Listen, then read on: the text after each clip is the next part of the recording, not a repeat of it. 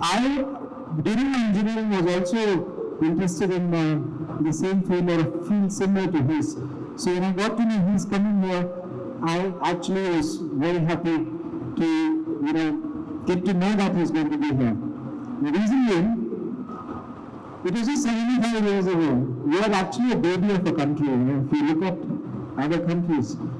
And I was interested in rocketry myself, especially on the energetic materials and how to take a computer and model and simulate the equations so we can have different materials in different chemical compositions and we can calculate the thrust and other parameters and change them and see if it explodes or not, digitally. So I've been interested in rocketry from my own side, and Mr. Kalam is my inspiration. So when I got to know that this gentleman is coming here and speaking, so it made me very happy, and it gives me immense pleasure, ladies and gentlemen, to call him on stage. And I'd just like to formally introduce him from the podium right now.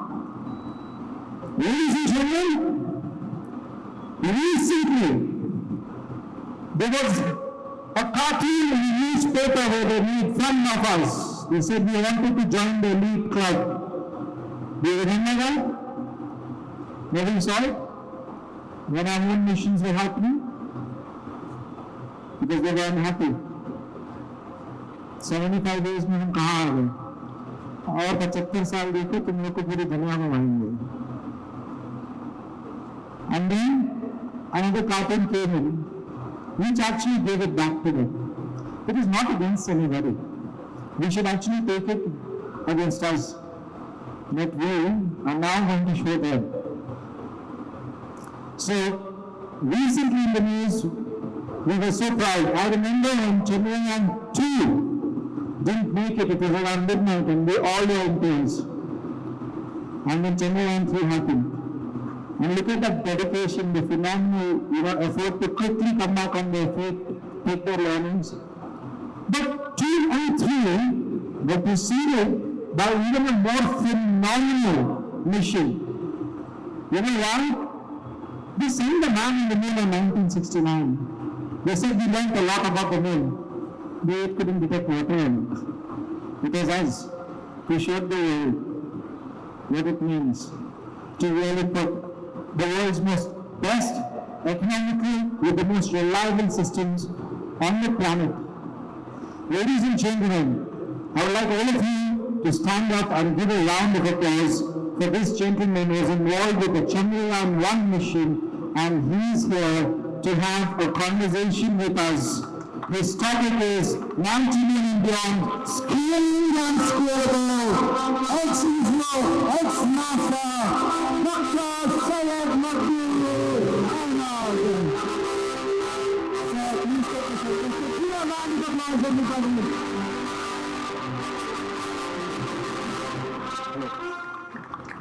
Thank you so much. Thank you. Please be seated. I'm here purely because of one gentleman who is responsible, Devjyoti Das. He is my student at University of Hyderabad, and he has put me on this platform. I feel as if I have got my Guru Dakshina. Such a huge platform, and I'm a bit nervous, little bit nervous, because of, not because I'm among the best technocrats, not because we have a lot of admin guys and all various different type of people, only because I was asked to speak. I'm given 20 to 25 minutes. I have 30 slides, which I can cover in 25 minutes, and I got 5 to 6 anecdotes. I wish and hope that they will permit me to go ahead with the anecdotes also. Otherwise, I'll finish everything in 25 minutes. That's the plan, and let's hope. That's the ISRO way, right? We finish it on time and we make sure it happens. Yeah. Okay. Yeah, I think now I got the trick from him. So I made the instrument work on the moon, still I have to learn this. Okay. Yeah.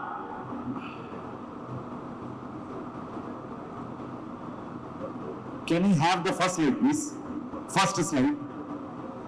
Can we have the first slide? Yeah, please go back to the first slide. Yeah, great. Yeah. So, before I make a presentation, normally I make some kind of a platform.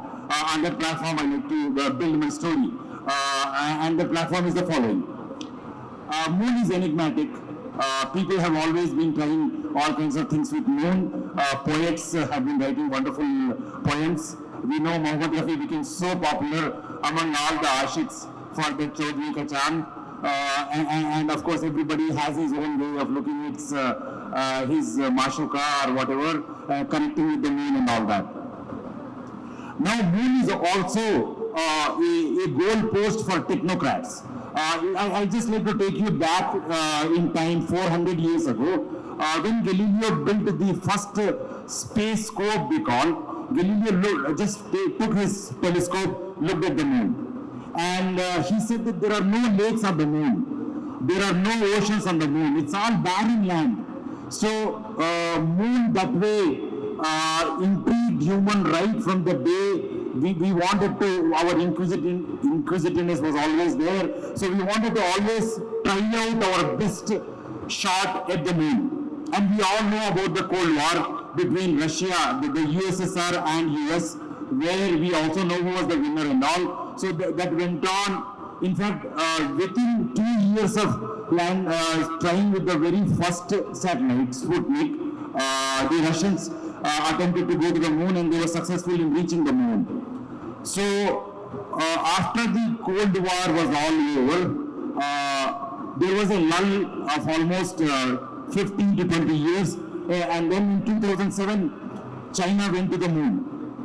And then here comes the story. My story starts from 2008. President Kalam was the president for us, and then we had just finished the Pokhran test. India wanted to show it to the world that I'm sorry for this President Kalam's views. This is my way of interpreting President Kalam's views. I may be wrong, so forgive me for if I do an overboard of statement. President Kalam said that we are doing exceedingly well in IT. It's okay, but he was not quite happy that the youth is all going after IT. He wanted Indian youth to come or to embrace STEM. In STEM you do have technology. But it is typical President Kalam's idea, and said that if India goes to the moon, we would do wonders. I don't know. I've been following very closely. You've got to believe me that after the Chandrayaan-1 success, the application or the people applying to ISRO has went by 10 folds. There are a lot of guys who wants to go to ISRO and work for ISRO because the planetary exploration, the lunar success, and India going to planet Mars in its first attempt has really caught up with India, with every youth. And this is all the President Kalam's ploy.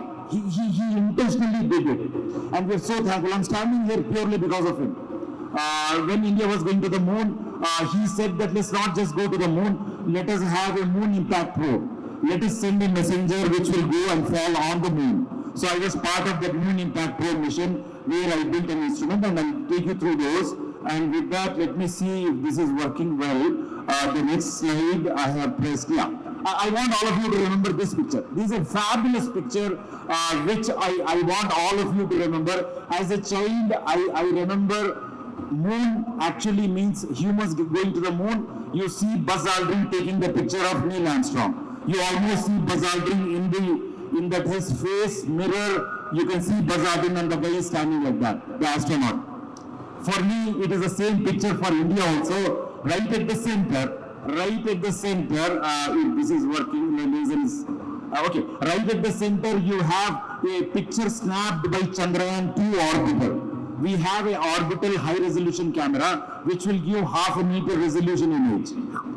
So you can see that Vikram landing picture at the center, lander location, that pic is taken from above the moon at 100 kilometers above. And the picture on the right, can I go back? Please go back to the slide. Yeah. So on the right hand side, you see the Vikram lander's picture clicked by Pragyan rover. So this is an amazing achievement for India, where it is, for me, whenever I see this picture, it's like India's Neil Armstrong movement. we have reached the moon. We clicked the picture of the moon. Okay, so let me go ahead and yeah. So okay, next slide, please. Yeah. So what I plan to do is I got 78 slides which will take you through what all India tried to do in Chandrayaan 1 and 2, and then I will concentrate more on Chandrayaan 3, where India ISRO took a kind of a beating, where in Chandrayaan 2 there was a failure and the Vikram could not land. That was a real kind of a let me use the word bash, which ISRO said that we want to do it right, and I want to impress upon you that how immaculately ISRO did their homework and how they came out.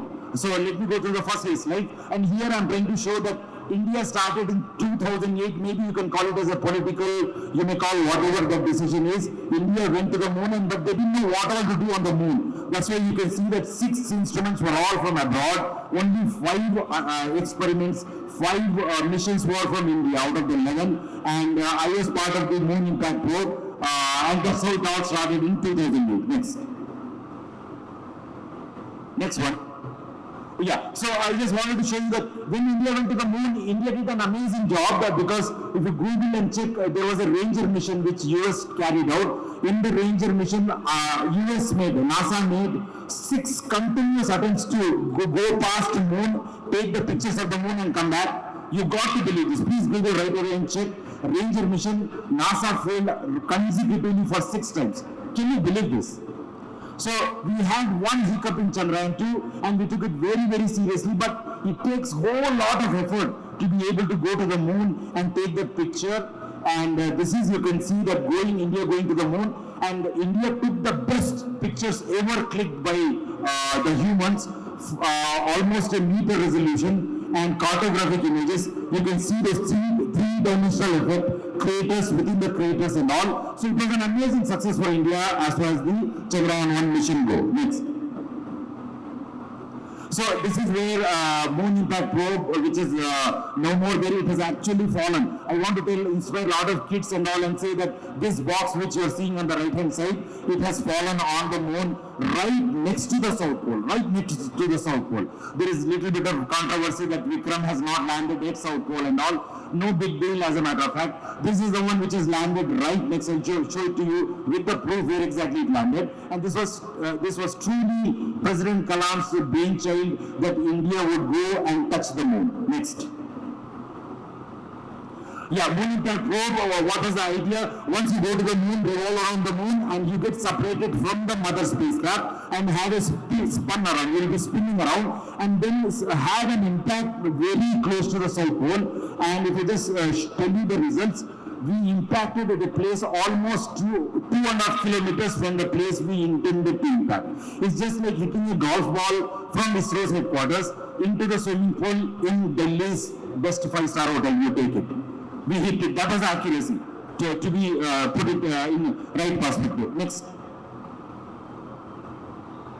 Yeah, so these are the pictures, first time ever the color pictures of the moon taken by a commercial camera, attempted by the VSSC scientists. Never moon had been taken in color pictures. A couple of pictures, but I want to just run through next. Yeah, this is the proof where I'm trying to say that when I compare the pictures of what all has been taken from the ground and the pictures taken by the Moon Impact Probe, I can establish very exactly where exactly the impact has fallen. You can see the red spot, that is the impact, and you can almost see at the bottom, left the bottom, that is exactly the South Pole. I'll show you in another picture. Next one. So here is a picture which is taken by American Lunar Reconnaissance Orbiter. You can see right the South Pole is there. If you go on the right hand side, you can see that the Moon Impact Probe impact. It impacted just 3 to 4 kilometers in the diagonal way as compared to the South Pole. You can see we didn't want to have an impact in Schumacher. You can see Schumacher crater. Respecting the Schumacher, who was the first gentleman, first human to walk all the way down to the South Pole to Antarctica and all. So we had an impact at a place called Malapat Mountain. Right there, the impact took place. Next. Yeah, so I just like to take you through 3 slides where what exactly I did for the Chandrayaan-1 mission. So we built an instrument called CHASE, which means Chandra's Altitudinal Composition Explorer. This is for the first time ever that a commercial instrument is built, is conceptualized and meant for moon. And everybody was laughed at us by saying that nobody would do this. We did it purely because we were in desperation. We had only 3 years to build one instrument which should go and fall on the moon, and we said that let's go for the best instrument in the world and qualify it for the space. And this space-borne instrumentation involves huge amount of efforts, and that's all we did. I just want to show you by a slide or so. Next. So you can see that to be able to make instrument work in the space, for that matter on the moon, you put lot of demand. It requires huge amount of expertise. You characterize it first, you ruggedize it. There were problems in data communication, and then you cross this Lakshman Rekha of thermovacuum test and vibration test. My wife is sitting right here in the audience. I remember that my son was almost on the deathbed, and my instrument was to cross the thermovacuum test, and I had to choose whether to come to Hyderabad or to stay for the thermovacuum test, which will take place once in a month. If I miss that bus, my instrument would not have been qualified for moon. I remember I told my wife that I am not coming today, I may take a day or so. I made sure that this instrument passes the test, and I feel as if standing on the Mount Everest.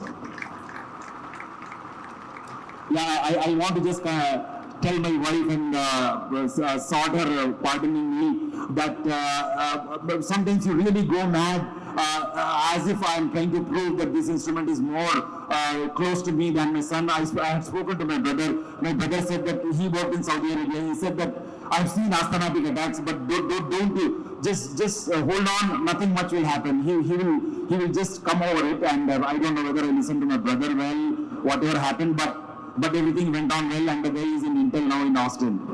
Next one. Next slide, yeah. So, since a lot of technocrats are there, we did a classic reverse engineering. If Jyoti is there, can you go over a couple of minutes more? Yeah, this is for the benefit of a lot of guys who are aspiring to become startup fellows. So here is the case where we had a problem of removing the software which was supplied by the vendor, and that was communicating. We had a microprocessor, ARM microprocessor, which was a silly microprocessor having lot of data which was to be sent at the time of powering. It was not residing on the instrument. So when you power it on, a huge amount of data will get transferred from the PC to the hardware. So we didn't know what all is going on from the instrument and the computer, and we can't send the computer to the moon. Every gram you send it to the moon, you have to pay a huge price. So the reverse engineering was, I Googled it. The Google was not available in VSSC Trivandrum, so I came back home and stayed in the middle of the night. I had that LAN BSNL connection in the night, sitting and trying to see what are all there. One German young boy had come up with an idea which is called serial sniffer software. That guy said that for all the IT companies in those days, the IT guys are coming and working, and they're not working for his company, and they're only reading the newspaper, Malayalam Manorama. I don't know what it is, Siyasat Daily. So being a CEO, I want to know what the hell my employees are doing. To tap my employees that they had written this program, serial sniffer software. So I took the earlier version and then try to tap the data and try to switch on my instrument, and it didn't work. We were on almost 1 month we delayed, and the project they said that if you want to send the computer also, to hell with you, just get out of here. So then I found out, we figured out, one guy told us in ISRO headquarters, hey, there is a problem. When you shake hand with the instrument, there is a baud rate, and then there is one more set where you have to flip. And when you transfer the data, it will again switch over the baud rate. So if you look at the combinations at baud rate and parity, I'm sorry, I was not getting the word parity. So if I see the combination of baud rate parity, there are an umpteen number of combinations. I can't try out and then get at the time of handshake what am I using, for data transfer what am I using. So I solved the problem. I can't share it. In fact, my wife is a PhD. Even with her, I have not shared. This is actually ISRO's proprietary thing. I can't share with any of you guys. But we solved this. When we solved in ISRO headquarters, they said that, boy, You guys have really solved one of the best reverse engineering problem. And hence we replaced that with the FPGA. You can see that. Next. Okay, yeah. So the instrument which we built was one of the best in the world, and I'm not fooling all of you people because you don't belong to science or anything. This instrument, if I compare to the best in the class, the one which actually worked on Earth's atmosphere, Jupiter, and Saturn, our instrument is 100 times better dynamic range. And it is almost 10,000 times better sensitivity and very small. Just like I made people laugh. The guy did so much of laughing for 2 days. He left no room for me to play that. So it's like a Sachin Tendulkar as compared to Matthew Hayden. So you need a small guy who can really give that big punch. Anyway, next. Yeah. So this is my baby, which is there in my lab, which is no more there on the Earth. It has fallen on the moon. This is the instrument I built. Yeah, next. So this instrument went on to find water, discover water on the moon. There were some hiccups and all. There is no time for me to discuss all that. Even though this instrument, without any doubt, it found abundance amount of water. Which is abundance actually means from instrument point of view, it is trace amount of water. We didn't find lakes or rivers and all, but it did work, and you can see the direct evidence of water. But the credit of finding water doesn't lie with this instrument or with us. I fought it back with the journal which did the injustice to the Indian instrument. I wish I could go into the details. Let's ignore about all that. But believe me, this is the one which found water on the moon for the first time. Next. Yeah. So let's come back to Chandrayaan 2. India was to go to Chandrayaan moon again, but in between India had an opportunity to go to planet Mars. There was a huge thing at stake for the scientists to say that is there a life on planet Mars? And India wanted to catch up with that bandwagon. ISRO wanted to see, and ISRO built state-of-the-art 5 instruments, and they reached Mars. India became the first country ever to reach planet Mars. No other country had ever reached in their first attempt. India did that, and it took a lot of time. After 2008, you can see that India went to moon second time in 2019. Next. So we took a ride on the so-called GSLV Mark III, amazing rocket, and all of these slides are for college students and all, and it will suffice for you guys also. Just to say the least that this is one of the fabulous rockets, very powerful. India was trying for the first time ever. They closed their eyes and said that let's go for it. They did it, and they could carry a lot of lander, orbiter, and of course the rover by virtue of this rocket. Next. Yeah. So there are, you can see that this time India came up with a fabulous idea, built 13 instruments right here on Indian soil, no problems, everything was all there in the face, and all the instruments, I wish, this is all I do, I'm an instrument scientist, I wish I could spend a lot of time, I don't have time. Believe me, the instruments were all good, they all work. Next. Yeah, there's no time. I think you always know I don't want to spend time. How did we go to the moon? We went in that Mangalyaan film, if you have seen. We went to the moon in a cheapest way, easiest way, which many people didn't believe when we were going to the moon for the first time. But the guys at ISRO were damn sure that we'll be able to reach. And the first time when we went, we had a PSLV, which is 1,000 times less in thrust as compared to the GSLV Mark III. And so India came up with the idea of slowly raising the orbit and then catching up close to the moon and get captured by the moon and then shrink the orbit again. And then last phase you try to land on the moon. Next. Yeah, so I am almost getting close to what I intend to say. So landing on an extraterrestrial body throws a lot of challenges. I wish I could spend more time. I'm just trying to say that barring a couple of successes, the very first success, where Curiosity was one of the amazing attempts by humans to land on planet Mars. Later, Europeans tried to land on Mars, they failed.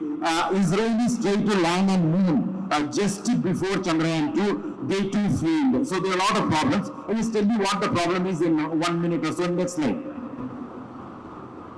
So what is the problem? The problem of landing on a foreign object is the following. So this is all the crux of what I intend to tell, impress upon you people, that why ISRO has caught the attention of all the people and all. how amazing it was on part of ISRO that they landed on the moon. The trouble is the following: when you are revolving around the moon, your orbital speed is 6,100 kilometers per hour. Now you started from 30 kilometers over the moon. Slowly you have to reorient and go to the place of landing, and then you have to reduce that 6,000 kilometers per hour to almost none. And when you go close to the surface, so what do you do? I do it, you can see on the right hand side, my orbital velocity is forward motion. If I fire a rocket in the same forward motion, it's called retro firing. I feel as if I'm getting a break. So retro firing, I stop my forward velocity. Retro firing, stop my velocity. So you can see on the left hand side that as you are coming down from 30 kilometers to almost the surface where I want to land, I'm continuously firing the retro rocket. You might have seen guys hovering over the lake, humans with some kind of retro firing under their feet. So if you just keep on firing, retro firing from your feet, I can jump from that building. I don't know, I like to first try on the lake and then jump from the building.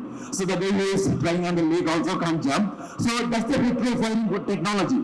So that's all people do to land. Any miscalculation, you're finished. Space is so unfavorable, space is so ruthless.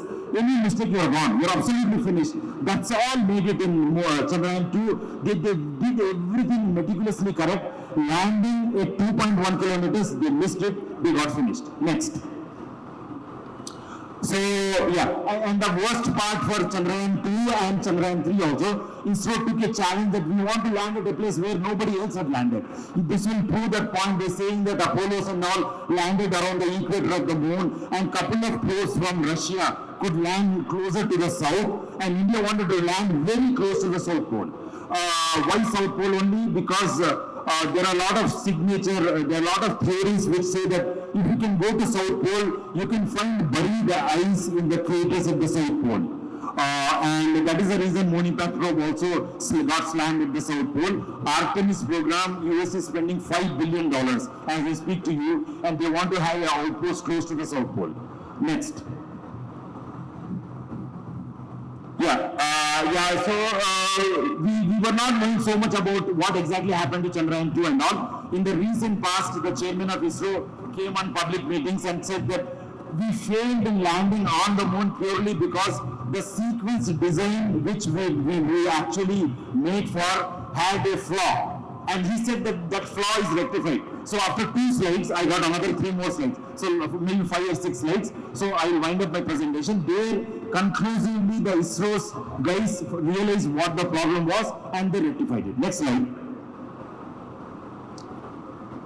So this is the again from GSLV Mark 3, they came back to a fabulous rocket which is called Launch Vehicle Mark 3. Launch Vehicle Mark 3 is the rocket which will give you least amount of vibrations, which will take, it is for Gaganyaan, for humans also. So this is the rocket which will give you a smooth ride into the space, and on that road the Chandrayaan 3, which you can see that it's there standing right in the top nose of the rocket. Next slide.